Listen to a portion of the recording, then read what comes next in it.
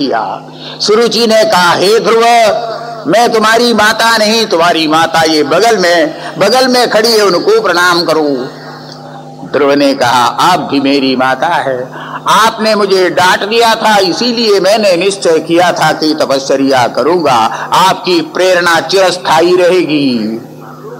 जो संत होते, महापुरुष होते हैं, दुर्गुण को कभी देखा नहीं करते, दुर्गुण में भी गुण ही वे देखा करते हैं। ध्रुव ने कहा, यदि आपने डांटा ना होता, आपने मेरा तिरस्कार न किया होता, तो मैं तपश्चर्या करने के लिए जंगल जाता ही क्यों, तपस्या क्यों करता। आपकी बहुत बड़ी कृपा है, इसलिए प्रथम मैं आपके चरणों में ही प्रणाम करूंगा। यूं कहकर सूर्य जी को प्रणाम किया। उसके बाद सुनीति के पास जो ही पहुंचे।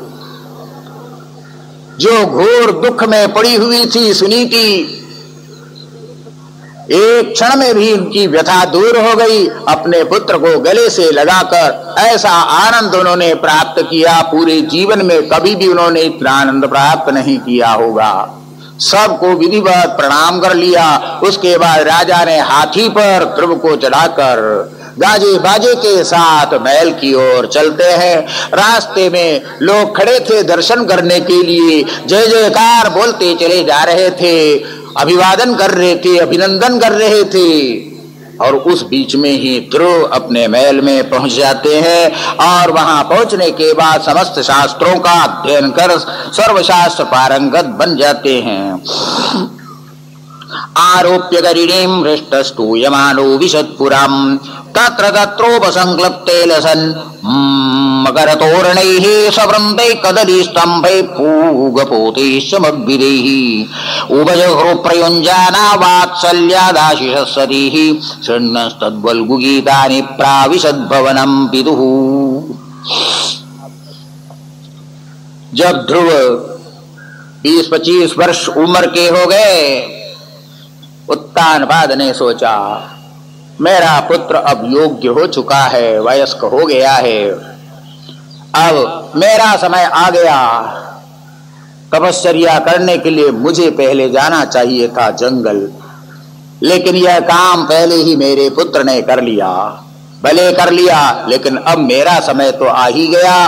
सब छोड़कर मैं जंगल जाऊंगा और तपस्या करूंगा। वीक्षूढ़ वयसं तंच प्रकृतिनांच सम्मतम् अनुरक्त प्रजं राजा ध्रुवं चक्रे भुवपतिम् आत्मानंच प्रवयसम् आगदय्य विशाम्पति वनं विरक्त प्रातिष्ठत विमर्शन्नात्मनुगतिम्। ध्रुव को राजगद्दी पर बैठा दिया और उसके बाद उत्तानपाद तपस्या करने के लिए स्वयं जंगल की ओर प्रस्थान करते हैं। प्रजापतिर्दुहितरं शिशुमारस्य वै ध्रुव उभये मे भृमिं नाम तत्सुतो कल्पवत्सरौ। प्रजापति अपने पुत्री को लेकर वहां पहुंच जाते और कहते हैं, ध्रुव तुम इसके साथ परिणय करो, विवाह करो। ध्रुव ने प्रजापति का आदेश स्वीकार कर लिया और भ्रमि के साथ विवाह किया और 2 पुत्र हो गए। एक का नाम कल्प और दूसरे का नाम वत्सर। उत्तम का विवाह हुआ नहीं था। एक बार वह जंगल में गया हुआ था शिकार के लिए।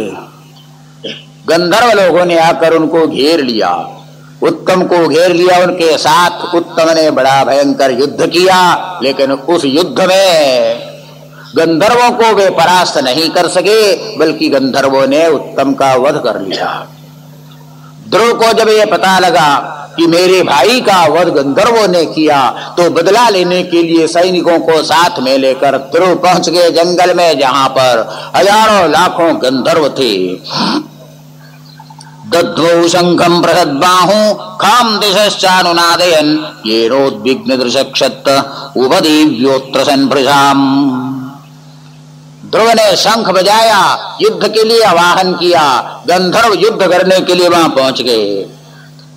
ध्रुव के साथ जो भयंकर युद्ध हुआ, हजारों गंधर्व मारे जाने लगे।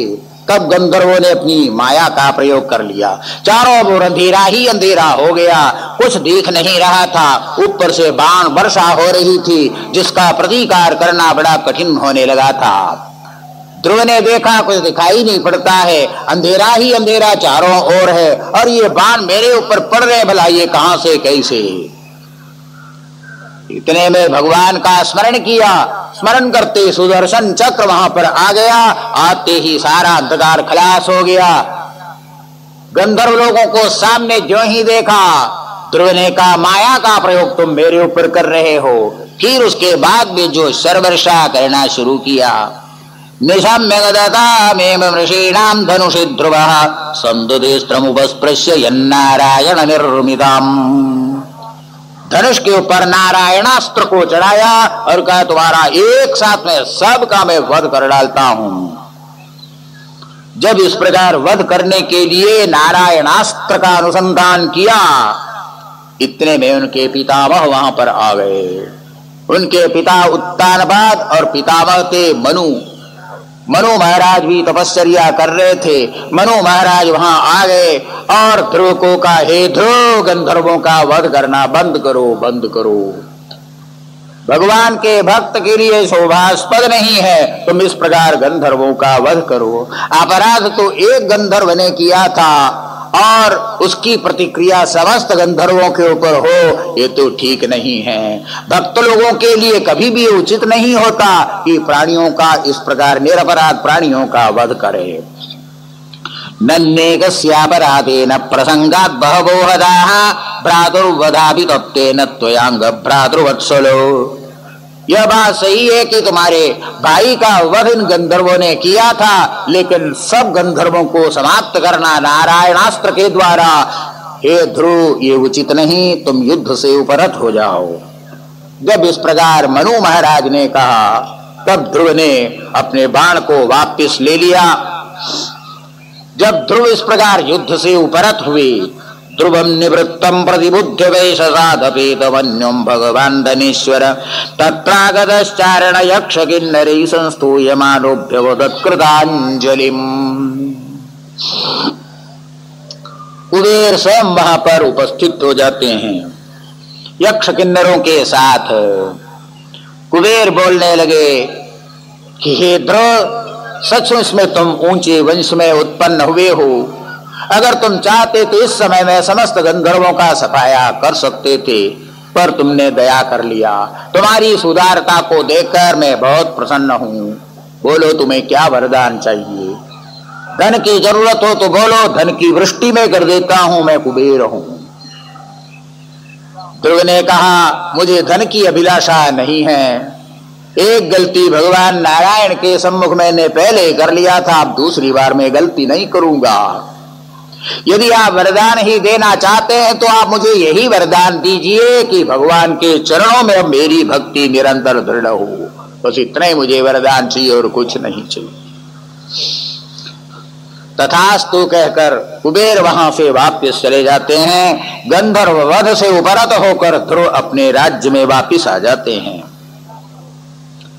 जब उनकी माता को अर्थात सुरुचि को यह मालूम पड़ा कि उत्तम का वध किया गंधर्वों ने, और ध्रुव ने बहुत सारे गंधर्वों का वध भी कर लिया, लेकिन उनके हृदय का जो ताप था इतना भयंकर हो गया था, उसी में सुरुचि समाप्त हो जाए।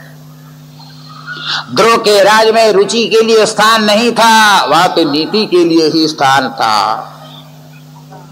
नीति के अनुसार, धर्म के अनुसार 36,000 वर्ष तक ध्रुव ने राज्य किया। प्रजा सभी प्रसन्न बनी रही। 37 वर्ष सहस्रम शशास क्षितिमंडलम भोगै पुण्यक्षयम कुर्वन्न भोगै रशुभक्षयाम। ध्रुव ने सोचा यह जो समृद्ध राज्य है, इनके उपभोग से मेरा पुण्य खलास हो जाए और दुख भोग कर मैं पाप को भी खलास कर दूं। इस प्रकार नैष्कर्म्य को मैं प्राप्त हो जाऊंगा। 36,000 वर्ष जहां पूरे हो गए, एक मिनट भी वहां पर ठहरना फिर ध्रुव को पसंद नहीं था। उसी समय वहां से अपने राज्य को छोड़कर अपने पुत्रों को सौंपकर बद्री नारायण के लिए वे प्रस्थान करते हैं। तपश्चर्या फिर से करें इस दृष्टि से। भूमंडलम जलधि मेघलमागलय्य कालोपसृष्टम प्रययौ विशालाम तस्यां विशुद्धकरण शिव शिववा विगाह्य बुद्ध्वासनं जिदमरुन्मनसा हृदाक्ष स्थूले ददार भगवत् प्रतिरूप एतद्ध्यायस्तद् व्यवहितो व्यसृजत् समाधौ। विशाला में जाकर, बदरी विशाला में जाकर पूर्व से समाधि लगाकर ध्रुव बैठ गए। भगवान का स्थूल स्वरूप चिंतन करते हुए परमार्थ स्वरूप तक वे पहुंच गए। तपश्चर्या कर रहे थे तो एक दिन देख रहे हैं कि ऊपर से विमान नीचे उतर के आ रहा है। बड़ा ही वो दिव्य विमान था, हजारों सूर्यों का तेज एक साथ में इस विमान में दिखाई दे रहा था। विमान आकर खड़ा हो गया। सुनंद और नंद दो पार्षद उसमें बैठे हुए थे। पार्षदों ने ध्रुव को कहा कि हे ध्रुव, तुम्हारे लिए भगवान नारायण ने ये विमान भेजा है, इस पर बैठो और तुम्हें उस दिव्य लोक में हम पहुंचाएंगे जहां आज तक कोई ऋषि महर्षि भी नहीं पहुंचे। भू भू राजन सुभद्रम ते वाचम नो वेद शृणु यः पंचवर्षस्तपसा भवान देवम अतिकृपत। 5 वर्ष उम्र में ही भगवान को आपने प्रसन्न कर लिया था और भगवान के वचन के अनुसार आपके मोक्ष का यह समय आ गया है। उठ खड़े हो गए, विमान के पास पहुंचे, लेकिन विमान पर चढ़ने के लिए सीढ़ी नहीं थी। विमान ऊंचा था। देखने लगे कैसे इस विमान में चढ़े। पार्षदों ने कहा विमान पर चढ़ो, लेकिन चढ़ने के लिए सीढ़ी नहीं थी। ध्रुव ने सोचा ये क्या कोई मस्करी तो नहीं, मैं कैसे चढ़ सकता हूं इसमें। मेरी अंदर कुछ न्यूनता जरूर होगी जिसकी परीक्षा के लिए ये लोग बोल रहे हैं कि विमान में चढ़ो। इतने में देखा एक विशाल पुरुष दौड़ता दौड़ता वहां पर आ गया और वहां पर बैठ गया विमान के पास। उस पुरुष ने कहा हे ध्रुव, चिंता ना करो, शंका ना करो, मन में कोई संशय मत रखो। विमान पर तुम चढ़ जाओ, पहले मेरे कंधे पर अपने पांव रखो, मेरे मस्तक पर पांव रख करके देखो कितना मेरा मस्तक ऊंचा है। यहाँ पर पांव रखकर तुम विमान के ऊपर चढ़ जाओ। ध्रुव को पहले संकोच होने लगा, किसी के माथे पर पांव रखकर चढ़ना ये कहां तक उचित हो सकता है। उस पुरुष ने कहा संकोच मत करो, मत करो, विलंब ना करो, जल्दी से तुम विमान में आरूढ़ हो जाओ। जब इस प्रकार कहा तो ध्रुव ने उसके कंधे पर पांव रखा और मस्तक पर पांव रखा और उस विमान पर चढ़ गए। कौन था वह पुरुष? बोलते हैं यहाँ पर मैत्रेयी जी, तदोत्तान पद पुत्रो ददर्शाम तदमागतम मृत्योर्मूर्ध्नि पदम दत्वा आरुरोहाद्भुतम गृहम। वो तो मृत्यु देवता थे, मृत्यु देवता यमराज। मृत्यु के मस्तक पर ध्रुव ने अपना पांव रखा था, मतलब मृत्यु को जीत लिया था उन्होंने। ध्रुव ने मृत्यु को जीत लिया, मृत्यु के मस्तक पर अपने पांव को रखा और उस विमान में वे चढ़ गए। विमान तो क्या है, विशिष्ट मान ही विमान है। मान ज्ञान को बोलते हैं, विज्ञान माने साक्षात्कार को कहते हैं। उस साक्षात्कार पर वे आरूढ़ जो हुए तो मृत्यु के ऊपर विजय उन्होंने पा लिया था। विमान ऊपर की ओर चढ़ता चला जा रहा था, ऊपर की ओर उड़ता चला जा रहा था। कुछ ही दूर जब विमान पहुंच गया, इतने में ध्रुव ने कहा रे रोको रोको, विमान रोको। नंद और सुनंद सुन नहीं रहे थे, वे आगे विमान बढ़ाते जा रहे थे। ध्रुव ने कहा रे तुम सुनते क्यों नहीं हो, ये विमान को रोकते क्यों नहीं हो, वापिस ले चलो इसको। नंद और सुनंद ने कहा क्यों क्यों वापिस ले चलेंगे, यह विमान आगे बढ़ता है तो पीछे को हटता नहीं है, ये आपको मालूम है कि नहीं, किस लिए वापिस जाना है। ध्रुव ने कहा तुम वापिस नहीं ले चलोगे तो इस विमान से मैं कूद पड़ूंगा और पृथ्वी पर फिर मैं जाऊंगा। नंद और सुनंद को लगा कि सचमुच में कूदेगा ऐसा दिखता है। वो लोग कारण तो बताओ, किस लिए कूदना चाहते हो, किस लिए वापिस ले जाना चाहते हो। ध्रुव ने कहा उस समय में हे पार्षदों, जिस माता की दया के कारण ही, उपदेश के कारण ही, मार्गदर्शन के कारण ही मैंने तपस्या की थी, भगवान का दर्शन मैंने किया था, उस माता को छोड़कर मैं न स्वर्ग में जा सकता और न किसी नित्य लोक में जा सकता हूँ। उस माता को छोड़कर मैं नहीं जाना चाहता, वापिस ले चलो मुझे, वापिस ले चलो। दोनों ने उस समय कहा, नंद सुनंद ने कहा, हंसते हुए कहा, अरे ध्रुव, आपका विचार बड़ा ही उत्तम है। इस विमान की खिड़की से जरा ऊपर की ओर देखो तो सही। पहले ध्रुव ने जब ऊपर की ओर देखा, क्या देख रहे हैं? सुनीति दूसरे विमान में बैठी और आगे आगे जा रही थी। ध्रुव ने जब ये देखा तब उनके हृदय में बड़ी सांत्वना हुई, अरे मेरी माता तो पहले ही जा रही है। नंद और सुनंद ने कहा, जिस माता ने अपने कोख में ऐसे ज्ञानी तत्ववेता भक्त को ग्रहण किया है, रखा है, उस माता की दुर्गति कभी होती नहीं। वो माता तो आगे ही आगे रहेगी, आगे ही आगे जाएगी। उनकी सदगति हो चुकी है, बेफिक्र रहो। शांता समुद्र शुद्धा सर्वभूतानुरंजना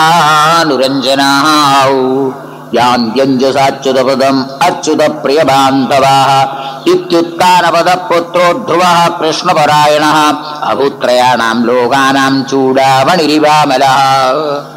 ध्रुव को लेकर वे उस स्थान पर पहुंचते हैं जो हमेशा एक रूप से रहता है। वह है ध्रुव तारा, जिसको कहते हैं।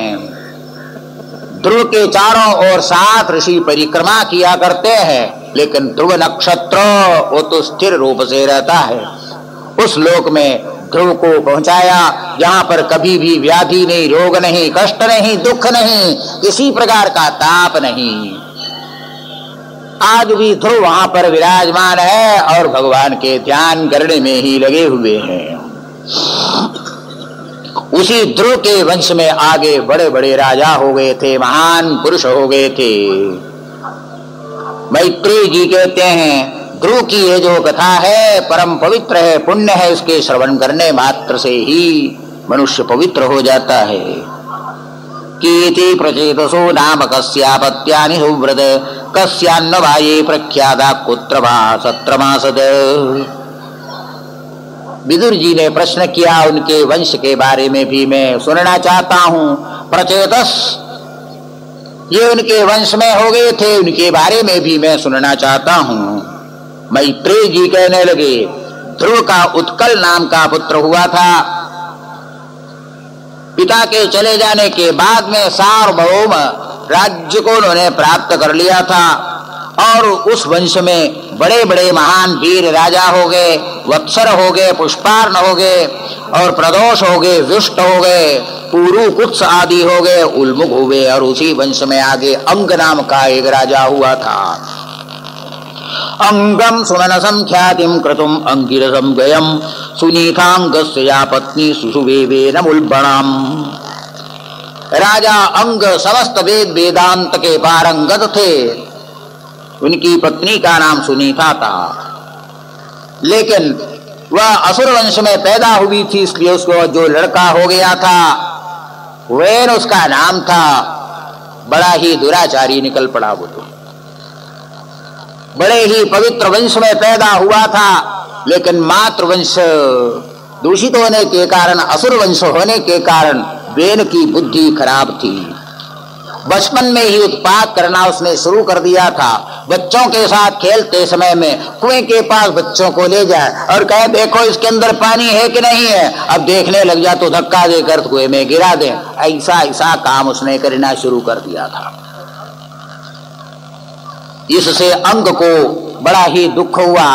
अरे मेरे वंश में ये कैसा हो गया है, ऐसा दुष्ट, इस प्रकार के दुष्ट प्रजा कैसे हमारे वंश में उत्पन्न हो गई।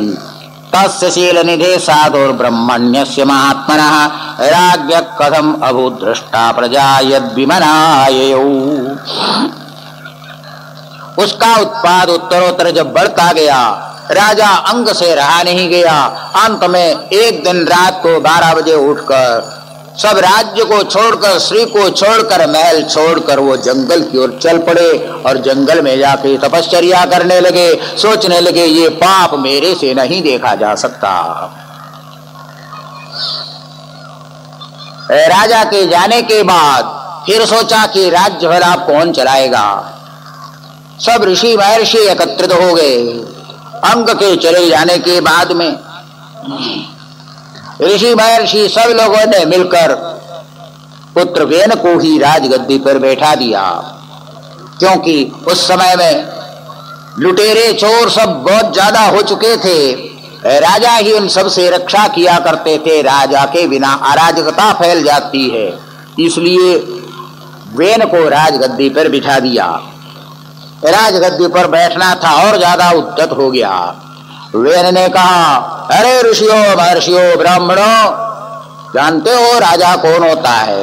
राजा के अंदर समस्त देवता विद्यमान होते हैं। तुम्हें यज्ञ करना, दान तप करना है तो मेरे लिए यज्ञ किया करो, मुझे नमस्कार कर लिया करो। समस्त देवता मुझ में विराजमान है, मैं ही भगवान हूँ, मुझसे अलग कौन भगवान भला संसार में। बालिशा बतयूयं वा अधर्मे धर्म मानिना ये वृत्ति दंपतिम भित्वा चारम पतिमुपासते को यज्ञ पुरुषो नाम यत्र वो भक्तिरीदृशी। इस प्रकार वेन ने जब हुक्म निकाला, आज से यज्ञ याग जो भी कुछ करना है मेरे निमित्त कर लिया करो, प्रणाम करना है तो मुझे कर लिया करो, मेरे से अतिरिक्त कोई परमात्मा नहीं। ऋषियों ने देखा इस प्रकार तो पूरा धर्म चौपट हो जाएगा। ऋषियों को कुछ क्रोध आ गया। उस समय में ऋषियों ने बड़े जोर से हुंकार जब किया, उस हुंकार का प्रभाव था निष्प्राण होकर वेन गिर गया था और कुछ उनको करना नहीं पड़ा था। वेन मर गया। जो उनकी माता थी सुनीता, उन्होंने देखा अब मेरा पुत्र खत्म हो गया है, राज्य की रक्षा कौन करेगा? तैलक द्रोणी ने उसका शरीर रखा। कुछ ही दिनों के अंदर क्या देखते, ऋषि महर्षि चोर डाकुओं ने आक्रमण कर लिया है राज्य पर। जहां तहां चोरी हो रही है, डकैती हो रही है, प्रजा त्राही त्राही करने लगी थी। ऋषियों ने सोचा इस प्रकार अराजकता होने पर भी धर्म समाप्त हो जाएगा। वे सबके सब महल में आकर सुनीता से कहा, जो अंग मर गया था उसका शरीर अभी है या उसको नष्ट किया? सुनीता ने कहा, तैलक द्रोणी में हमने रखा है। ऋषियों ने कहा, लाओ उसको, क्योंकि यह ध्रुव का वंश है, ये कभी समाप्त हो नहीं सकता। वेन का शरीर लाकर प्रथम ममंतुरूरुम तरसा तत्रासीद बाहुगो नरः, उसके मंथन किया। ऊर मंथन जब किया तो उसमें से एक आदमी प्रकट हो गया। काला सा वो आदमी था, ठिंगना सा था, और वो बोलने लगा, बताइए मैं क्या करूं क्या करूं, आपने जन्म मुझे क्यों दिया? ऋषियों ने देखा उसको, बाहु को देखा। ऋषियों ने कहा, तेरे से कुछ होने वाला नहीं है, बैठ जाओ, तू बैठ जा, तेरे से कुछ नहीं होगा। निषीद निषीद यूं बोल दिया। निषीद का अर्थ है बैठ जाओ, तुमसे काम होने वाला नहीं। निषीद जो कहा उसी से निषाद नाम की जाति हो गई थी। उस निषाद से जो पैदा हुए वो सबके सब निषाद कहलाने लगे। निषाद माने जंगल में रहने वाली जो है वनचर होते हैं, पर्वतों में रहते हैं, उनको निषाद कहा। ये सचमुच में क्षत्रिय जाति है, क्योंकि वेन के ऊर मंथन से वे पैदा हुए थे। निषीदेत्यब्रुवस्तात स निषादस्ततो भवत। उसके बाद में ऋषियों ने वेन के बाहुओं का मंथन किया। जब बाहुओं का मंथन किया तो उसमें से एक दिव्य पुरुष प्रकट हो गया था। उसी का नाम पृथु हो गया था, राजा पृथु। पृथु को कहते हैं कि यह साक्षात भगवान के ही अवतार रूप थे। पृथुर्नाम महाराजो भविष्यति पृथुश्रवाः इयञ्च सुदती देवी गुणभूषण भूषणा अर्चर्नाम वरारोहा पृथुमेव अवरुन्धति। राजा पृथु का जन्म हो गया तो सभी प्रजा आकर उनके सामने रुदन करने लगी। प्रजा कहने लगी, अन्न के बिना हम त्रस्त हो रहे हैं, हमारी रक्षा करो, हमें अन्न दो। राज्याभिषेक पृथु का किया गया था तो उसने प्रजा ने आकर इस प्रकार जब प्रार्थना की, पृथु ने सोचा कि इस पृथ्वी पर इतना अन्न होता रहा, लेकिन आज वो सब अन्न गया कहां? ये प्रजा क्यों मर रही है अन्न के बिना? क्या कारण है?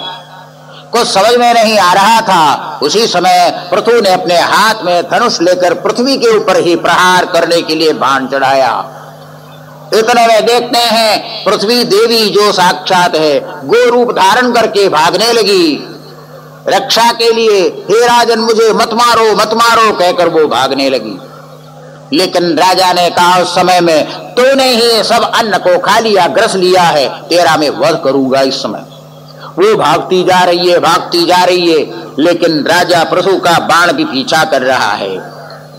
पूरी पृथ्वी पर देवलोक पर घूम घाम कर अंत में वह गाय पृथु के पास आकर रुदन करने लगी, हे राजन, निरपराध मेरा वध ना करो, वध ना करो, ये बड़ा भारी अधर्म हो जाएगा।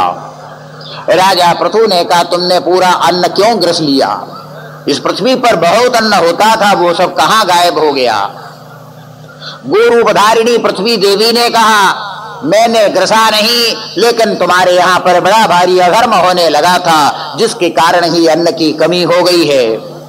हे राजन, मेरा वध करो तो उससे तुम्हें कोई लाभ नहीं होगा। मैं तुम्हारे लिए यही बताती हूँ, गोरूप धारण मैंने किया ही, बछड़े को तैयार करो और दो करके सब कुछ तुम प्राप्त कर सकते हो। ये पृथ्वी वसुंधरा है, मैं वसुंधरा हूँ। वसु का अर्थ है समस्त धन मेरे अंदर विद्यमान है।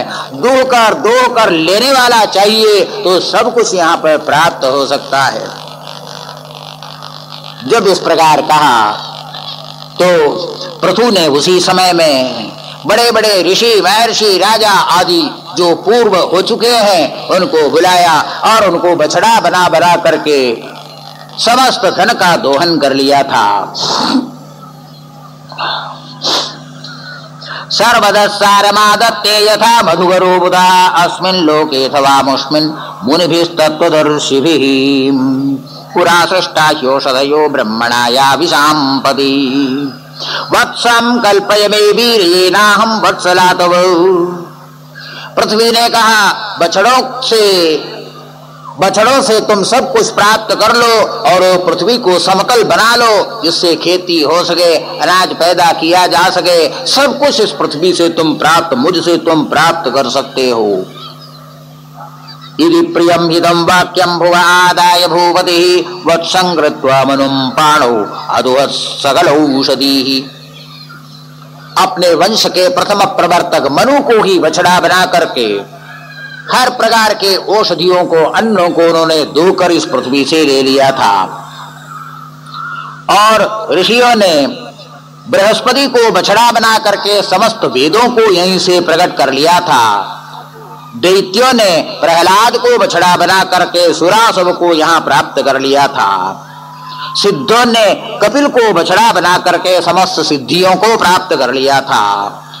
इसी प्रकार तक्षक आदि नागों ने तक्षक को बछड़ा बना करके विष को भी यहाँ पैदा कर लिया था। इस पृथ्वी से सब कुछ आप प्राप्त कर सकते, दोहन करने वाला चाहिए, दोहन करोगे सब कुछ यहाँ पर मिलने वाला है। पृथ्वी से सब दोहन कर निकाल लिया, उसके बाद में समस्त प्रजा सुखी हो गई। अथा दीक्षित राजा तो हयमेधशतेन सह ब्रह्मावर्ते मनुक्षेत्रे यत्र प्राची सरस्वती। पृथ्वी को उन्होंने समतल बना दिया, खेती करने लायक बना दिया। उस पृथु के नाम से ही इसका दूसरा नाम पृथ्वी पड़ा। पहले भूमि कहते थे, भू कहते थे, भूर्भूमि रचलानंता, धरा विश्वम्भरा स्थिरा, ये सब इनका नाम था। एक नया नाम इसको प्राप्त हो गया, पृथ्वी। पृथु के नाम से पृथ्वी नाम आज तक फिर प्रसिद्ध रहा। उसके बाद राजा पृथु ने सोचा, अब मेरा कर्तव्य पूरा हो गया है, जिसके निमित्त में आया था वो काम मैंने कर लिया है, अब मैं तपश्चर्या करूंगा। प्रथम उन्होंने नारायण श्री भजमन नारायण नारायण नारायण भजमन नारायण श्रीमन्नारायण नारायण नारायण श्रीमन् श्रीमन्नारायण नारायण नारायण श्रीमन्नारायण भजमन्नारायण नारायण नारायण श्रीमन्नारायण श्रीमन्नारायण नारायण नारायण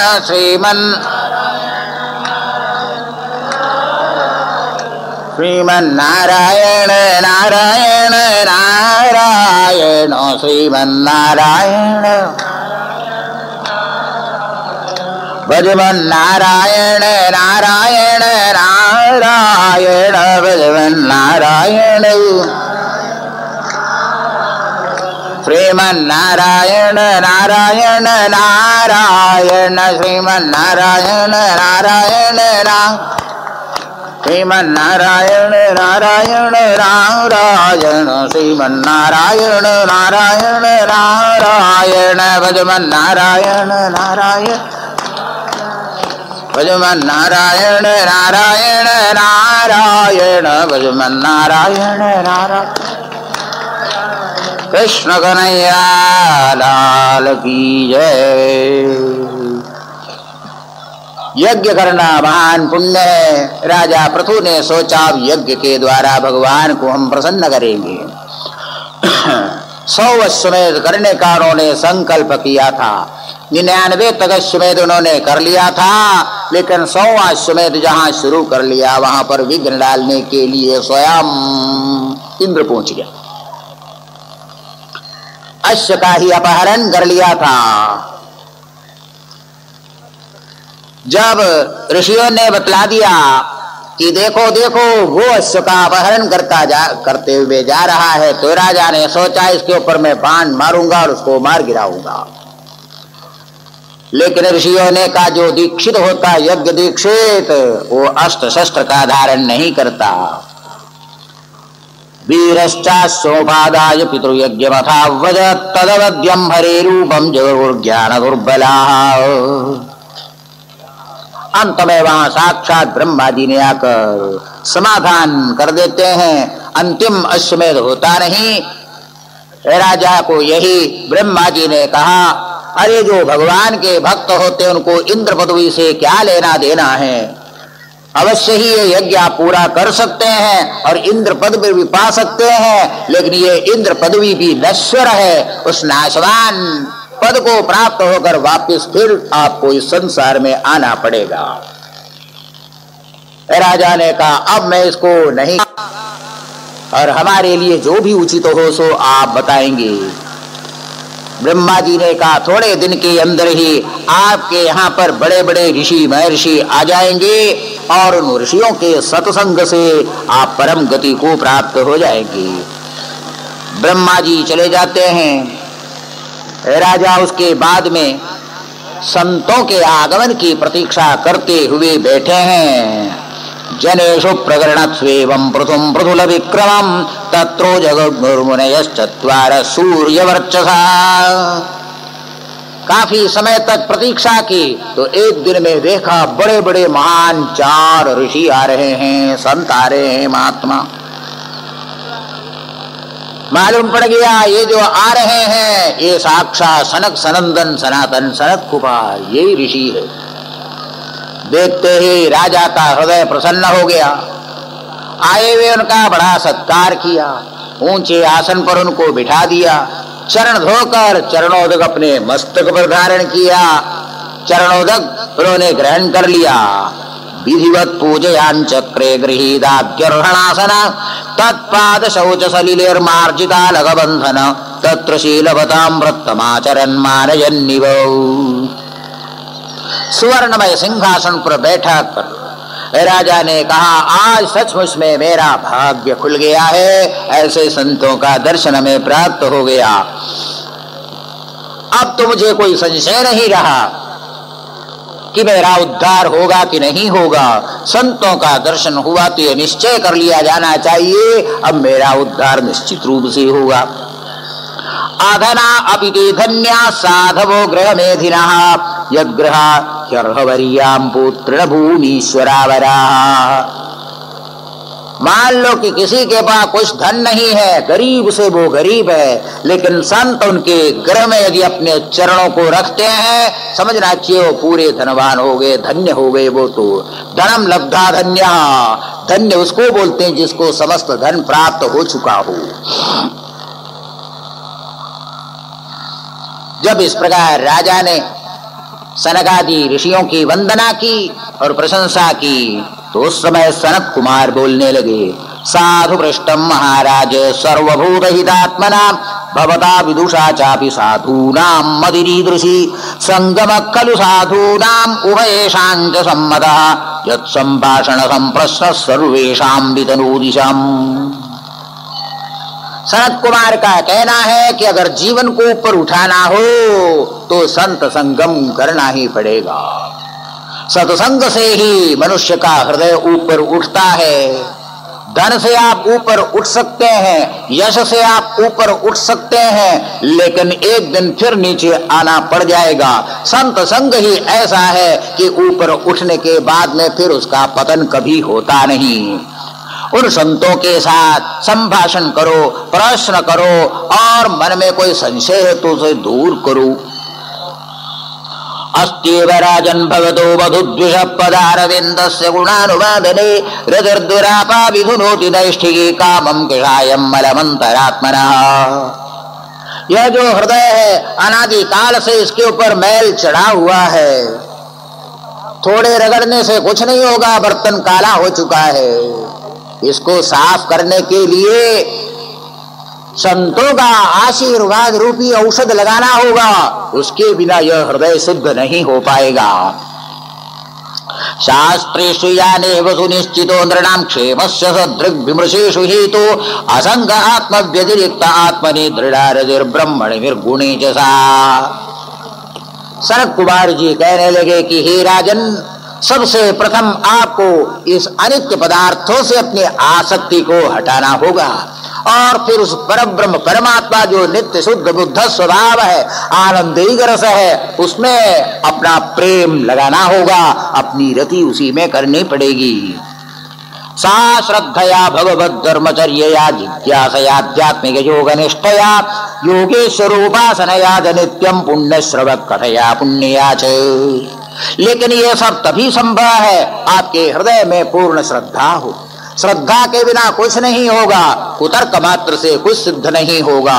श्रद्धावान लभते ज्ञानम, गीता में आप पढ़ते हैं, जो श्रद्धालु होगा उसी को ज्ञान प्राप्त हो सकता है। भगवान की सेवा करनी होगी, हृदय में जिज्ञासा बनाए रखो, कुतर्क मत करो, जिज्ञासा करो और आध्यात्मिक योग का अनुष्ठान निरंतर करते रहना चाहिए। उसके लिए योगेश्वर संत पुरुषों की उपासना करनी होगी और साथ ही साथ भगवान की कथा का भी श्रवण करते रहना होगा। भगवत कथा श्रवण के बिना कभी भी न योग सिद्धि होगी, न कर्म सिद्धि होगी, न परमेश्वर दर्शन प्राप्त हो सकेगा। इसलिए ऐसे संत पुरुषों के संगम की बड़ी आवश्यकता होती है। अधीन्द्रियाराम सगोष्ठ तृष्णया तत्सम्मता नाम परिग्रहेण च विविक्त रुच्या पति परितोष आत्मन विना हरे गुणपीयूषपाना। बाहर की ओर बढ़ती हुई इन इंद्रियों को वापस बुलाना होगा और अपने हृदय की ओर उसे बढ़ाना होगा। हृदय के अंदर परमात्मा का चिंतन करते हुए अपनी इंद्रियों से, चक्षुरादि इंद्रियों से उस परमात्मा का अंतर्दर्शन करना होगा और उसके लिए अहिंसा, सत्य आदि पारमहंस धर्मों को अपने जीवन में उतारना होगा। यम नियम आदियों का पालन तुम्हें करना होगा। इस प्रकार तुम करते जाओगे तो अवश्य ही भगवत दर्शन तुम्हें प्राप्त होगा। याद रखो, ये जो संसार दिख रहा है यह संसार पारमार्थिक नहीं है, वास्तविक नहीं है। यस्मिन्निदं सद सदात्मतया विभाति माया विवेक विधुति सृजिवाहि बुद्धि ताम नित्य मुक्त परिशुद्ध विबुद्ध तत्वं प्रत्यूढ़ कर्म कलिल प्रकृतिं प्रबुद्धि। रस्सी में जिस प्रकार सर्प दिखाई पड़ता है, इसी प्रकार परमात्मा में यह जगत तुमको भ्रांति से दिखाई पड़ रहा है। जब परमात्मा का पूरा तत्व ज्ञान हो जाएगा, जैसे रज्जु तत्व ज्ञान होने से सर्प निवृत्त होता है, परमात्मा का दर्शन होने पर यह जगत भी गायब हो जाएगा, तुम्हें दिखेगा नहीं। माया मात्र है यह द्वैत, माया मात्र इदं द्वैतम, परमार्थ से यह द्वैत तत्व ही यथार्थ है। इस प्रकार जब सनत कुमार ने उपदेश दे दिया, हे राजा उनके चरणों में पड़कर कहने लगा। पृथु ने कहा, बहुत बड़ा भारी अनुग्रह आपने मुझ पर किया। आज तक जिस भ्रांति में पड़ा हुआ था, उस भ्रांति को आपने निकाल दिया। भगवान के चरणों के प्रति हमारी भक्ति को आपने बढ़ा दिया है। कृतो मेनुग्रह पूर्वम हरिणार्थानुकंपिना समापादयितुं ब्रह्मन् भगवन् यूयमागताः साधुच्छिष्टं हि मे सर्वाम्। राजा पृथु ने कहा, संत पुरुषों का उच्छिष्ट ही सब कुछ है, जो कुछ मेरे पास, मेरी कोई वस्तु नहीं है, ये संतों का उच्छिष्ट मात्र है। प्राण है, दार है, सुध है, ग्रह है, ये सब के सब आपका प्रसाद मात्र है, मेरी कोई वस्तु नहीं, कोई चीज मेरी नहीं है। गृहेषु वर्तमानोपि ससाम्राज्य श्रेयान्वितः नासज्जितेन्द्रियार्थेषु निरहं मतिरर्कवत्। सनकादि ऋषियों ने परमार्थ तत्व का उपदेश किया और वे वहां से निकलकर चले गए। अब राजा बिल्कुल निस्संग हो गए, किसी के साथ आसक्ति नहीं, बिल्कुल ब्रह्मनिष्ठ हो गए। कुछ दिनों के बाद जब पूर्ण वैराग्य हो गया, अपना घर ही छोड़कर वे तप करने के लिए उस घोर जंगल में पहुंचे, जहां पर कांटे केवल होते हैं, कंकड़ होते हैं, कंदमूल फल खाकर जहां जीना पड़ता है, वो भी उनको पसंद आ गया और ये वैभव को तृण के समान उन्होंने परित्याग कर लिया। उनके साथ में उनकी पत्नी भी गई। दोनों तपश्चर्या करते हुए अंत में दोनों ही परम गति को प्राप्त होते हैं। उनका पुत्र विजिताश्व हो गया था, आगे बर्हिषत नाम का पुत्र हुआ था। उनके वंश में ही आगे प्राचीन बर्ही नाम का एक महान राजा हुआ। उन्हीं के पुत्र प्रचेतस हो गए थे। विदुर जी ने कहा, प्रचेतसों का वृत्तांत मैं विशेष रूप से सुनना चाहता हूं और प्राचीन बर्ही का भी वृत्तांत। मैत्रेय जी बोलने लगे। प्राचीन बर्ही ने अपने पुत्रों को कहा कि हे पुत्रों, देखो तपस्या के बिना किसी में कोई शक्ति नहीं होती है। मनुष्य को शक्ति प्राप्त करना हो तपश्चर्या करनी पड़ेगी। तपस्या के बिना जीवन व्यर्थ समझ लेना चाहिए। प्रचेतस वहां से तपस्या करने के लिए नारायण सरोवर की ओर चले जा रहे थे। रास्ते में ही उनको भगवान शंकर का दर्शन हो गया। भगवान शंकर जब जा रहे थे, उनके चरणों में प्रणाम किया। भगवान शंकर ने कहा कि तुम तपस्या कर रहे हो, लेकिन वहां जाकर मंत्र जप तो करना ही पड़ेगा। मैं आपको मंत्र का उपदेश करता हूं और इसका जप नारायण सरोवर में जाके करना। शंकर जी ने जो मंत्र बतलाया, थोड़ा सा मैं आपको सुनाऊंगा। व्याख्या लंबी चौड़ी होगी नहीं, क्योंकि मंत्र इतना लंबा है, इतना ज्यादा है। इसी का जप प्रचेतसों ने किया था और उसके बाद में उनका पुत्र प्राचेतस दक्ष हुए थे, जिनके कारण ही संसार की सृष्टि फिर से वर्धित हुई थी। जिदंत आत्मविद्धुर्य स्वस्थये स्वस्तिरस्तु मे भवताराधसाराब्धं सर्वस्मा आत्मने नमः। जहाँ नमा नमा आ जाएगा, आप भी प्रणाम कर लो, उससे अधिक मैं व्याख्या नहीं करूंगा। मंत्र बोलता जाऊंगा, लंबा मंत्र है, नमा नमा बीच में आएगा। नमः पंकजनाभाय भूत सूक्ष्मेन्द्रियात्मने वासुदेवाय शांताय कूटस्थाय सुरुचिषे संकर्षणाय सूक्ष्माय दुरंताय अंतरात्मने नमो विश्व प्रबोधाय प्रद्युम्नाय अंतरात्मने नमो नमो निरुद्धाय ऋषिकेशेन्द्रियात्मने नमः परमहंसाय पूर्णाय निवृदात्मने स्वर्गापवर्गद्वाराय नित्यं शुचिषदे नमः नमो हिरण्यवीर्याय चातुर्होत्राय तन्तवे नमः ऊर्जै ईशे त्रय्या पतये यज्ञरेतसे तृप्तिदाय जीवानां नमः सर्वरसात्मने सर्वसत्त्वात्मदेहाय विशेषाय स्तवीयसे नमः त्रैलोक्यपालाय सह ओजो बलाय च अर्थलिंगाय नभसे नमोऽन्तयो बहिरात्मने नमः पुण्याय लोकाय अमुष्मै भूरिवर्चसे। ना पूर्व यह बड़ा ही विशाल मंत्र है। उस मंत्र का उपदेश भगवान रुद्र ने ही प्रचेतसों को दिया था। क्षणार्धेना विदुलयेन स्वर्गम ना पुनर्भवम भगवत संगी संगस्य मर्त्यानां किमुताशिषा। भगवान रुद्र का आशीर्वाद प्राप्त कर वे सबके सब तपस्या करने के लिए चले जाते नारायण सरोवर में, और वहां पर डुबकी लगाते हुए 10,000 वर्ष तक उन लोगों ने घोर तपश्चर्या की। इनका वृत्तांत आगे बतलाएंगे। उनके पिता की बात बीच में आ जाती है। वो बोलने लगते हैं, प्राचीन बर्हिषं क्षत्त कर्म स्वासक्त मानसम नारदोध्यात्म तत्वज्ञ कृपालु प्रत्यबोधयत। प्राचीन बर्हि उनके पिता का नाम था। ध्रुव के वंश में, अंग के वंश में, पृथु के वंश में वे पैदा हुए थे। बड़े कर्मकांडी थे। प्राचीन बर्हि उनका नाम इसलिए पड़ा कि पूर्व समुद्र से लेकर पश्चिम समुद्र पर्यंत हर जगह कुश बर्हि बिछा करके उन्होंने बहुत बहुत यज्ञ कर डाले। इसलिए बर्हि कहते हैं कुश को। कुश बिछाकर उन्होंने जो यज्ञ किया, इसलिए प्राचीन बर्हि उनका नाम हो गया। इस प्रकार वो यज्ञ यागादि करते ही चले जा रहे थे। एक बार वहां पर देवर्षि नारद जी पहुंच गए। देवर्षि नारद जी ने कहा, अरे प्राचीन बर्हि, कब तक ये कर्म इस प्रकार करते रहोगे?